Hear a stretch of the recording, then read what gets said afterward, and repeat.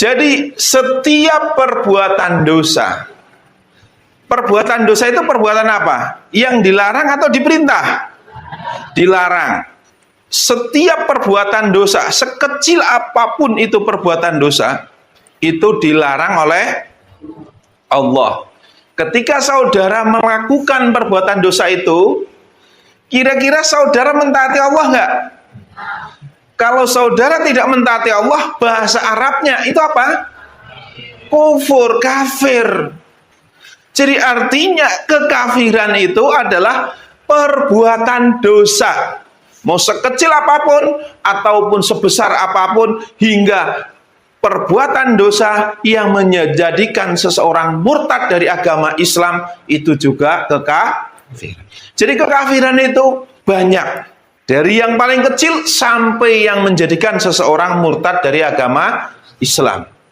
Jadi setiap perbuatan dosa adalah perbuatan kekafiran, tetapi tidak semua perbuatan kekafiran menjadikan seorang murtad dari agama Islam. Jadi artinya apa? Setiap orang memiliki dosa enggak? Setiap orang memiliki perbuatan kekafiran enggak? Setiap orang. Itu alasannya kenapa kita nggak boleh menuduh orang lain kafir atau mengkafirkan orang lain. Maka kita bahas dalil-dalil dalam hadis-hadis Rasulullah. Dalam riwayat Imam Bukhari diterangkan dalam hadis nomor 3317. Rasulullah SAW bersabda, tidak ada seorang lelaki pun yang mengakui bapak kepada orang yang bukan bapaknya, padahal ia tahu kalau itu bukan bapaknya, kecuali dia telah kufur atau kafir. Bukan bapak kandung dianggap sebagai bapak kandung, itu nggak boleh. Itu juga dosa. Maka itu juga kufur. Barang siapa yang mengaku sesuatu yang bukan haknya, berarti dia tidak termasuk golongan kami, dan hendaklah ia menempati tempat duduknya dari api neraka. Mengakui bukan haknya juga kekufuran. Dan barang siapa yang memanggil seseorang dengan panggilan kafir atau musuh Allah padahal dia tidak kafir, maka tuduhan itu akan kembali kepada si penuduh. Makanya kita nggak boleh istilahnya menuduh, hei kafir, hei kamu pendosa, hei kamu berbuat ini maksiat, kamu berbuat berzina atau segala macam. Nggak boleh, kecuali ada saksi-saksi, begitu kan?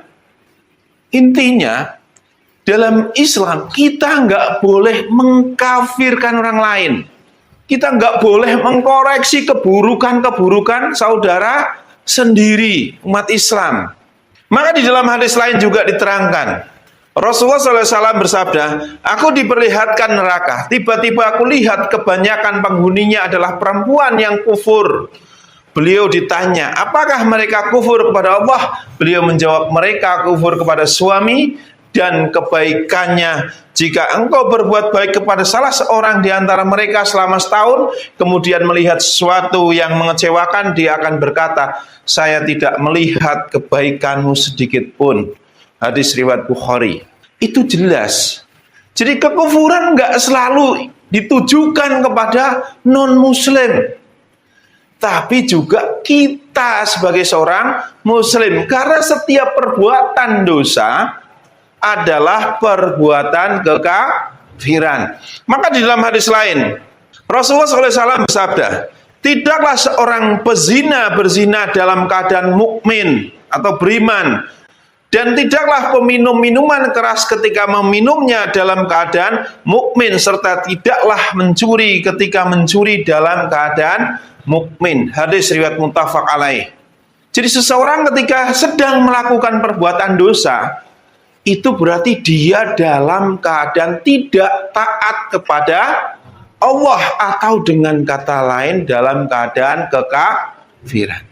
Jadi setiap perbuatan dosa, setiap keingkaran yang kita lakukan, itu adalah perbuatan kekafiran, sekecil apapun. Maka itu alasannya kenapa kita nggak boleh mengkafirkan orang lain. Hei kamu sesat, hei kamu kafir. Setiap kesesatan, kafiran, atau setiap perbuatan dosa Itu urusan setiap orang pada penciptanya, bukan kepada kita sama muslim. Emang kita menjadi panitia surga?